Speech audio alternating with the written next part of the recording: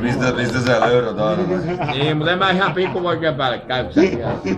En tiedä mikä itsesuojeluvaiheesta on, mutta Salonen on opettanut perääntyä. Salosen jokirantaa mennä, mutta silloin virveli kädessä. Se on sellainen asia, että jos ei oo... Älä sä nyt rupee sen mitään kuvaa. Herra jumala, eihän tämmöstä käynyt kellään. Siinä ole sä jos sä oot kuvaran, niin toiselle sä pyllytät, silloin näkyy mieltä. On jotain. Täällä on S-Pietilä. Ihan selvinpäin. Mitä hän on ottanut? Ei herra jumala. Jumalaton ralli päällä sä näet.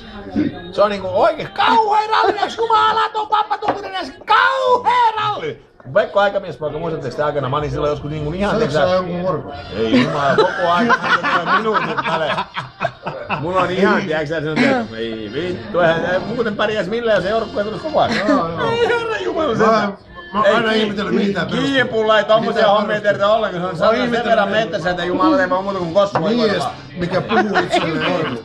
Mies, mikä puhuu itselleen orku. Tiedätkö sä mitä mä oon puhunut monta muutakin juttuja ja ongelmia itselleni. Kauheat ongelmat on alkanut. Kun mä synnyin, niin alkoi niin kauheat ongelmat, että mä en huutokaupan hommiin rupesin. Ei herran jumala. Eihän näin moottoriturvaa kellään muulla kuin mulla.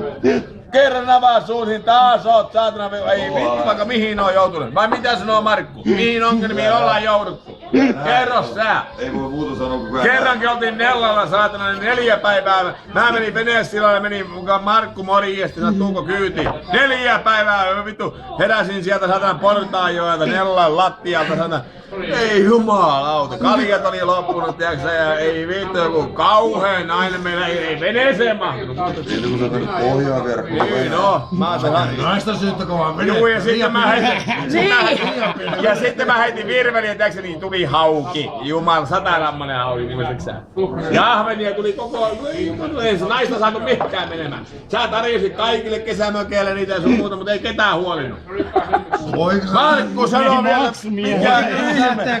Niin, mutta Markku kysyy, että mikä helvetin vika tässä meidän naisessa sanoo, kun te huolista. Ootteko te kattonut, kuinka iso se on? Mikä oli syötti? Nella oli vinoksi. Mikä oli syötti? Saatiin vihdoin viimeisen yhdellä ja syötettyä sinne saatana Portaanjoen varteen. Sami, jumalauta. Sami, mikä oli syötti, jos venet tuli pieneksi?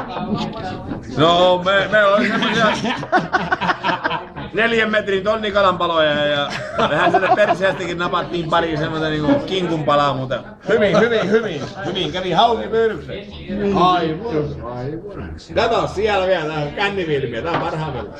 Turhaa vilmiä tuhlaa. Älä mitään! Jumalauta! Kauhea huutokauppa näissä välänsä, jumalauta, näissä oli hirveä ralli näissä, jumalauta.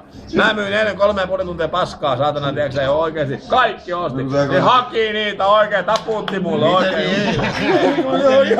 Ei, mä oon ihan hullu. No eilen, mut joulupäivänäkin meni tapaninpäivänä. Mä oon tämmönen äijä vaan. Mä pystyn myymään vaikka, tiiäksä oikeesti. Tiiäksä saatana uistimia, missä ei oo koukkuja, kun saa sytteen päälle vaan, niin ne ostaa. Paketoi, tiiäksä, muovipussia. Silloin ensimmäinen, toinen ja 3. kertaa. Nehän hakee kaikki nimissä niitä. Viime yönä, kun me oltiin Samin kanssa. Ei, älä nyt herra jumala. Yhdessä sänkyssä, niin mä lupasin mennä katsomaan hänen ohjelmaa. Kyllä sä nukut ihan rokokolle. Ei, en oo ikinä käynyt katsomassa. Nyt täytyy voida tulla katsomaan. Onks säkö käynyt mun huutokaupassa koskaan? Koska? Onks sä ollut vai? Missä? Onks mä paha?